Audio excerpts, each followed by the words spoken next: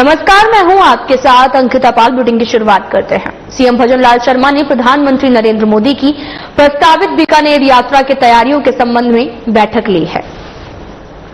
शर्मा बीकानेर के रिद्धि सिद्धि भवन में भारतीय जनता पार्टी की बीकानेर संभाग के कार्यकर्ताओं की बैठक को संबोधित कर रहे थे। सीएम भजनलाल शर्मा ने कहा कि ऑपरेशन सिंदूर के बाद देश के प्रधानमंत्री नरेंद्र मोदी 22 मई को पहली बार राजस्थान आ रहे हैं। यहां की जनता पीएम के स्वागत को आतुर है। उन्होंने कहा कि बीकानेर के पलाना गांव में होने वाली विशाल आम सभा की आवाज बीकानेर से पूरे देश और दुनिया में जाएगी। सीएम ने कहा कि भारतीय जनता पार्टी के कार्यकर्ता जनसभा से जुड़ी सभी तैयारियां पूरी जिम्मेदारी से करें। बैठक में चिकित्सक एवं स्वास्थ्य मंत्री, बीकानेर जिले के प्रभारी मंत्री गजेंद्र सिंह खिवसर, किसान आयोग अध्यक्ष CR चौधरी समेत विधायक और बीजेपी के जिलाध्यक्ष शामिल हुए हैं।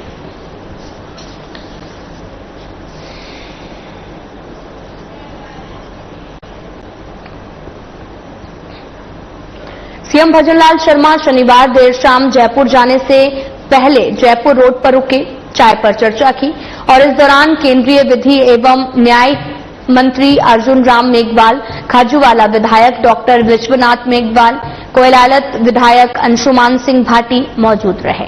सीएम ने आम आदमी की तरह सड़क के किनारे बैठकर कुल्हड़ चाय का लुत्फ उठाया और इसके स्वाद की सराहना की। इस दौरान सीएम ने छोटी बेटियों को आशीर्वाद दिया और बेटियों को चॉकलेट भी भेंट की है।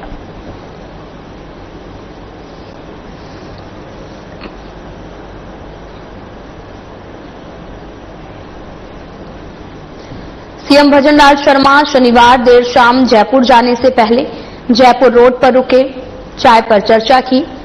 केंद्रीय विधि एवं न्याय मंत्री अर्जुन राम मेघवाल, खाजूवाला विधायक डॉक्टर विश्वनाथ मेघवाल, कोलायत विधायक अंशुमान सिंह भाटी मौजूद रहे। सीएम ने आम आदमी की तरह सड़क के किनारे बैठकर कुल्हड़ चाय का लुत्फ उठाया, इसके स्वाद की सराहना की और इस दौरान सीएम ने छोटी बेटी को भी आशीर्वाद दिया, बेटियों को चॉकलेट भी भेंट की।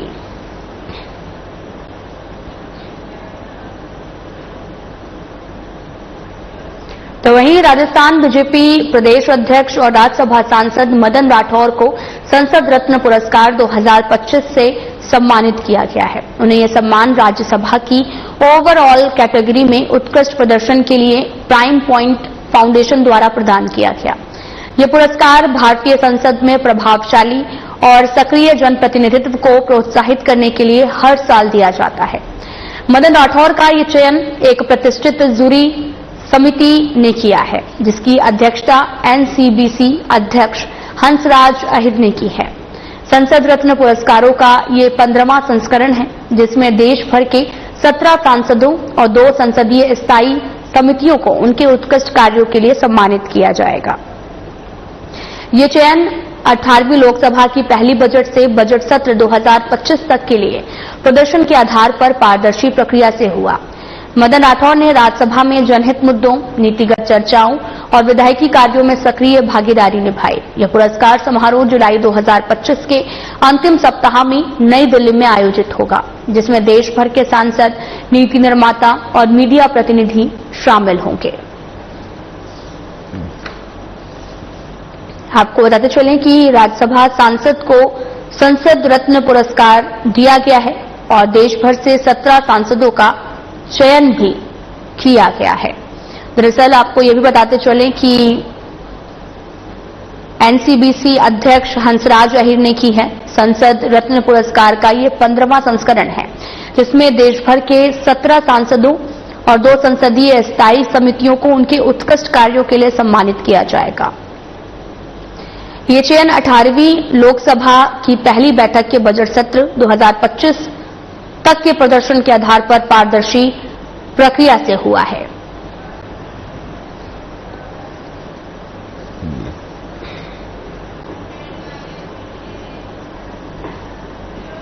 दिल्ली पुलिस में सेवा दे चुके शहीद कांस्टेबल भूप सिंह की प्रतिमा का अनावरण बानसूर कस्बे में नेता प्रतिपक्ष टीकाराम जूली, पूर्व मंत्री शकुंतला रावत और प्रधान सुमन सुभाष यादव ने किया है।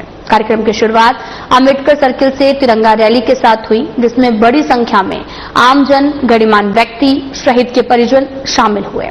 टीकाराम जूली ने शहीद के परिवार को सम्मानित करते हुए कहा, शहीद पूरे देश का होता है। कार्यक्रम में बीजेपी नेताओं की अनुपस्थिति चर्चा का विषय रही। जूली ने प्रेस वार्ता में राज्य सरकार को सर्कस सरकार कहते हुए मंदिरों को ढाने और ग्रामीणों पर केस दर्ज करने का आरोप लगाया है।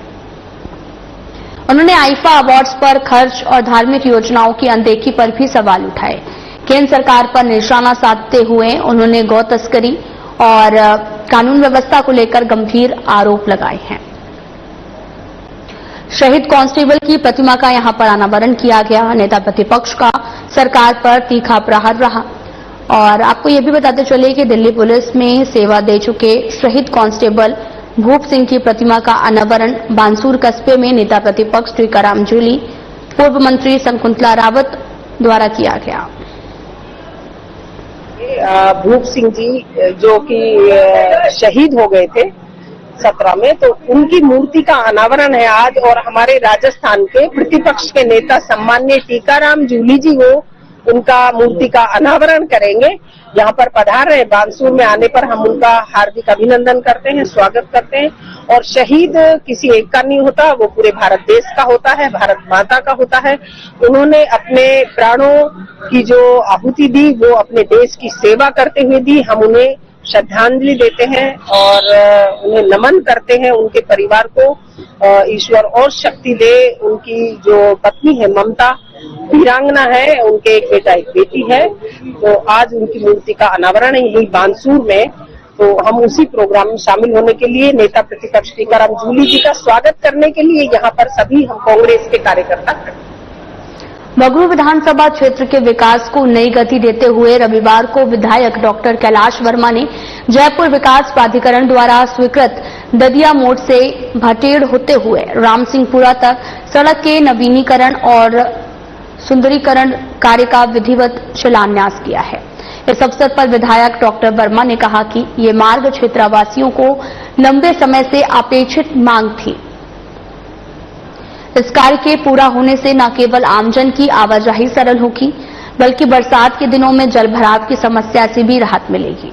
उन्होंने आश्वस्त किया कि क्षेत्र में विकास से जुड़ी अन्य आवश्यकताओं को भी प्राथमिकता के आधार पर पूरा किया जाएगा।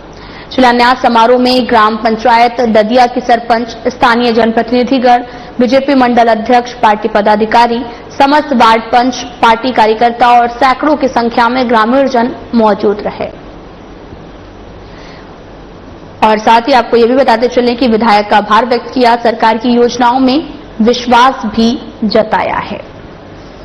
बगरू विधानसभा क्षेत्र के विकास को नई गति देते हुए विधायक डॉक्टर कैलाश वर्मा ने जयपुर विकास प्राधिकरण द्वारा स्वीकृत ददिया मोड़ से भटेड़ होते हुए रामसिंहपुरा तक सड़क के नवीनीकरण और सुदृढ़ीकरण कार्य का विधिवत शिलान्यास किया है।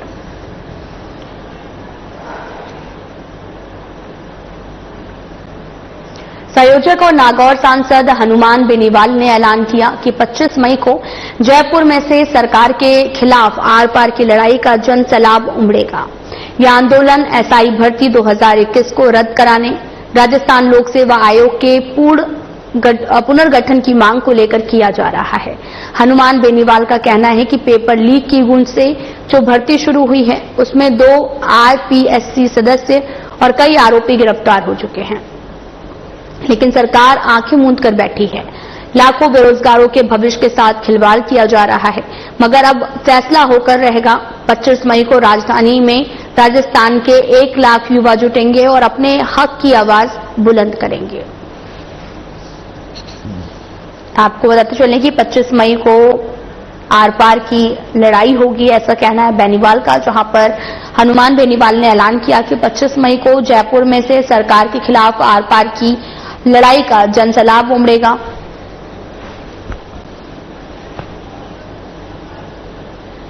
अगला पड़ाव होगा वो 25 मई को 1 लाख जवानों की रैलियां जयपुर के अंदर करे। राजधानी के अंदर 25 तारीख को 1 लाख जवान जयपुर, सीकर, दौसा, टोंक, झुंझुनू, चूरू, हनुमानगढ़, गंगानगर, बीकानेर, अजमेर, जोधपुर, बाड़मेर, तमाम जो भरतपुर इलाके, तमाम चित्तौड़, मेवाड़ से, कोटा डिवीजन से 1 लाख जवान यहाँ पे आएगा। और जब तक यहाँ से नहीं उठेगा तब तक मदन लाल संघा भर्ती रद्द करने की घोषणा नहीं करते, आरपीसी में पुनर्गठन की घोषणा नहीं करते और दोबारा से ऐसी पुनरावृत्ति नहीं हो, इस बात की गारंटी नहीं देते, तब तक नौजवान यहाँ से हिलेगा नहीं, उठेगा नहीं। और उसमें भी पार नहीं पड़ी तो प्रधानमंत्री का आवाज कहने के लिए दिल्ली की ओर पहुंचाएंगे। आर पार की लड़ाई है, ये रुकने वाली लड़ाई है।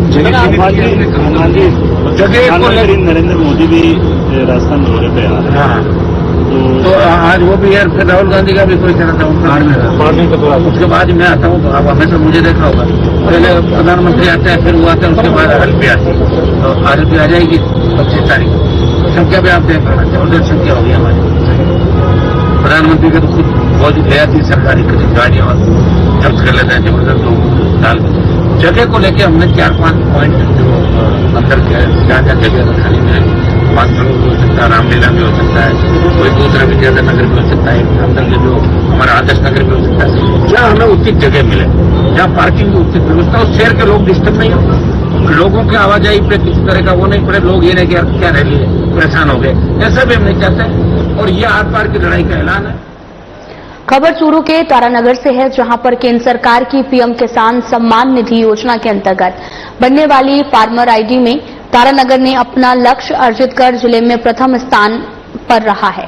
राज्य सरकार के निर्देश पर ग्राम पंचायत और पंचायत समिति में शिविर लगाकर किसानों की फार्मर आईडी बनाई गई है। तारानगर तहसीलदार शुभम शर्मा ने बताया कि 60% से भी अधिक फार्मर आईडी बनाकर तारानगर प्रथम स्थान पर है। अब जो किसान वंचित रह गए हैं, उनके लिए पटवारियों को डोर टू डोर जाकर बचे किसानों की फार्मर आईडी बनाने के लिए निर्देशित किया गया, ताकि उन किसानों को केंद्र की ओर से राज्य सरकार की योजनाओं का लाभ मिल सके।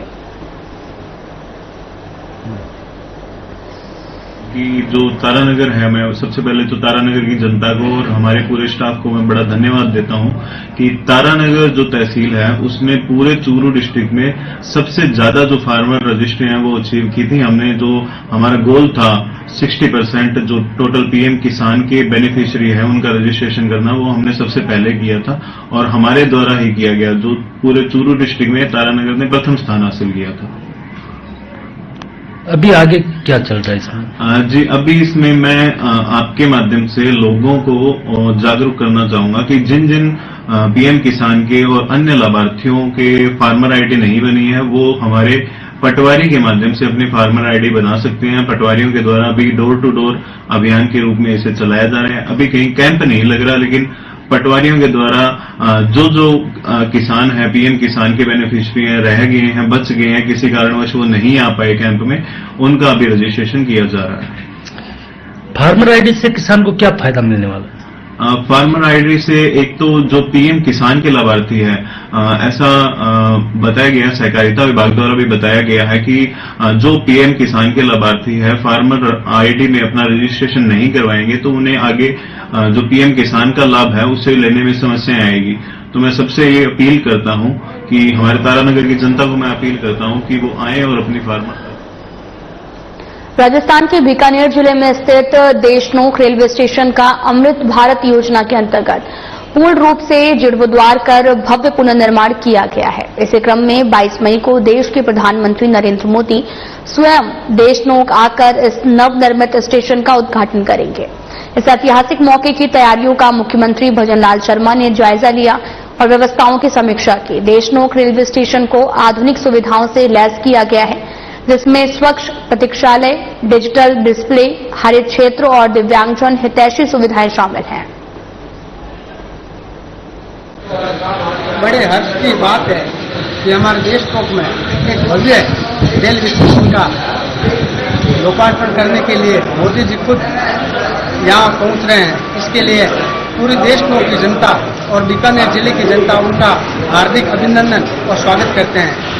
माननीय मुख्यमंत्री जी आज तिरंगा यात्रा में देशनोक पधार रहे हैं। बड़े हर्ष की बात है कि मां जगदम्बा की पावन भूमि में हम और पूरा देशनोक कस्बा इतने खुश और प्रफुल्लित हैं कि हमारे पास शब्द नहीं है। यही उम्मीद करते हैं कि आगे आने वाले समय में यहाँ पे सारी ट्रेनें रुके और इसका भव्य स्वागत और अभिनंदन और ज्यादा इसकी बढ़ोतरी हो, इसीलिए यही हम कामना करते हैं कि हमारे मोदी जी जो देश में नहीं विदेश में भी उनका डंका बज रहा है, इसीलिए हमें हिंदुस्तानी होने पे और देश का वासी होने के लिए बहुत बड़े गर्व की बात है कि हम आज उनको साक्षात 22 तारीख को देश में पधार रहे हैं। इससे बहुत खुशी की क्या बात हो सकती है। मैं उनका पूरे देश की तरफ से बहुत बहुत स्वागत अभिनंदन करता हूँ। जय हिंद, जय भारत। नाम बताइए। नाम रमेश उपाध्याय। बाड़ी में शनिवार को एसडीएम भगवत शरण त्यागी ने जिला कलेक्टर के निर्देश पर कई सरकारी कार्यालयों का औचक निरीक्षण किया है। पशु चिकित्सालय में सफाई, छाया पानी की सुविधा नहीं मिलने पर चिकित्सक अधिकारी को फटकार लगाई है। राजकीय आयुर्वेद चिकित्सालय में मरीजों के लिए कूलर, पंखे, पानी की व्यवस्था नहीं थी, जबकि आईपीडी वार्ड बंद मिला। एसडीएम ने पीएमओ को मूलभूत सुविधाओं को तुरंत बहाल करने के निर्देश दिए। एसबीआई बैंक के सामने अन्नपूर्णा रसोई बंद पाई गई, जिस पर रसोई संचालित करने वाली एनजीओ को नोटिस जारी करने के निर्देश दिए हैं। साथ ही तुलसीवन रोड स्थित आंगनबाड़ी केंद्र में केवल 2 बच्चे उपस्थित मिले, जबकि 18 नामांकित थे। एसडीएम ने पोषाहार वितरण और उपस्थित रिकॉर्ड की जांच की है। निरीक्षण के दौरान एसडीएम कार्यालय के लिपिक चंद्र प्रकाश मीणा भी मौजूद रहे।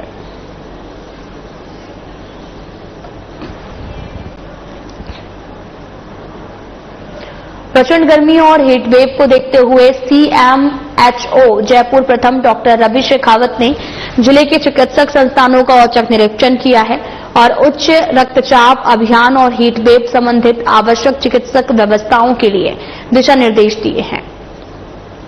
मुख्य चिकित्सक स्वास्थ्य अधिकारी जयपुर प्रथम डॉक्टर रवि शेखावत ने शनिवार को सामुदायिक स्वास्थ्य केंद्र कालाडेरा, सामुदायिक स्वास्थ्य केंद्र गोविंदगढ़ का औचक निरीक्षण किया।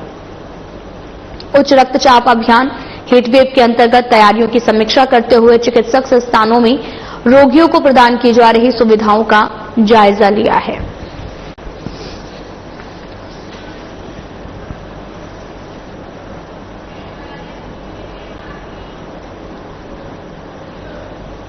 तो वहीं कैफे में कॉफी को लेकर एक युवक और कांस्टेबल में विवाद हो गया, जिसके बाद में कांस्टेबल ने युवक को थप्पड़ जड़ दिया। शहर पुलिस के एक कांस्टेबल ने कैफे पर रॉब झाड़ते हुए एक युवक को थप्पड़ जड़ दिया है। घटनाक्रम का सीसीटीवी फुटेज सामने आने के बाद पुलिस उपायुक्त आलोक श्रीवास्तव ने पुलिसकर्मी किशन सिंह को इस मामले में तुरंत प्रभाव से निलंबित कर दिया। डीसीपी ईस्ट आलोक श्रीवास्तव ने बताया कि घटना के वीडियो आने के बाद में किशन सिंह को निलंबित कर दिया गया है। Constable Kishan Singh, lovely Kandara, encounter के 3 तत्कालीन रातानाडा थानाधिकारी लीलाराम के साथ थी। वर्तमान में सीबीआई इस मामले की जांच कर रही है, जिसमें लीलाराम के साथ किशन सिंह सहित 5 पुलिसकर्मी भी आरोपी हैं। ईस्ट आपको बताते चलें कि यहां पर कॉफी मांगी थी और काउंटर वाले युवक ने कहा कि अभी कॉफी नहीं है। इस पर नाराज होकर किशन सिंह ने उसे गालियां देकर मालिक का नंबर मांगा। युवक ने मना कर दिया तो उसने पहले काउंटर के बाहर से मारने का प्रयास किया और इस दौरान काउंटर पर एक महिला भी खड़ी थी। इसके बाद में गुस्साए किशन सिंह काउंटर में गया और युवक को जोरदार थप्पड़ मारकर कहा, मालिक का नंबर दो। इस घटना का सीसीटीवी वायरल हो रहा है।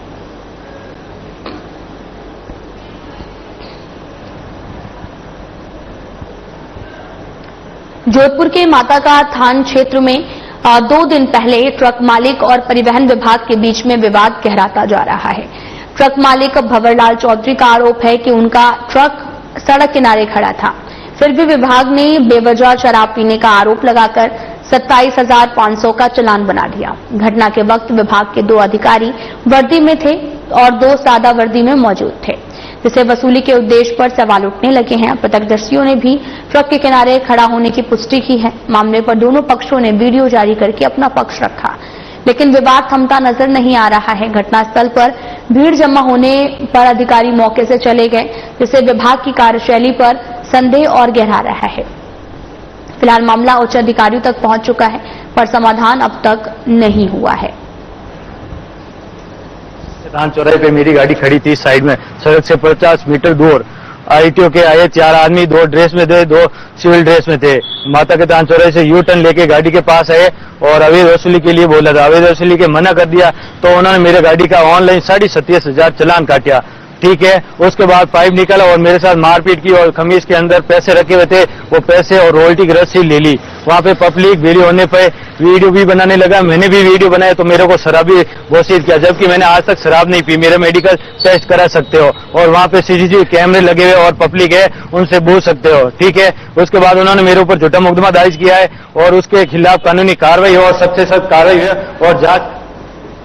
खबर हनुमानगढ़ से है, जहां पर कुंभाराम आर रिलीफ कैनाल नहर में जगह जगह पर बेशुमार कचरे की भरमार है और साथ ही सेल्फ निकासी के अभाव में नहर बेशुमार कचरे और घास फूस से अटी पड़ी है और साथ ही नहर में साफ सफाई नहीं होने के चलते बड़े बड़े पेड़ और आक उगाए हैं, जिन्हें हटाकर साफ करने वाला कोई भी नहीं है। कचरे के कारण नहर में पानी भी कम मात्रा में प्रवाहित होता है।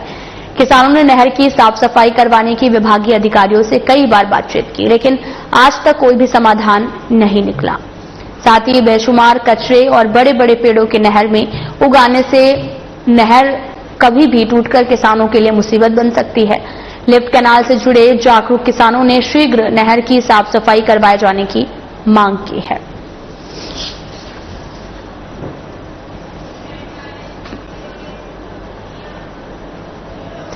बंशी पहाड़पुर क्षेत्र से कीमती बैस पत्थर भरकर ओवरलोड वाहन खुलेआम सड़कों पर दौड़ रहे हैं।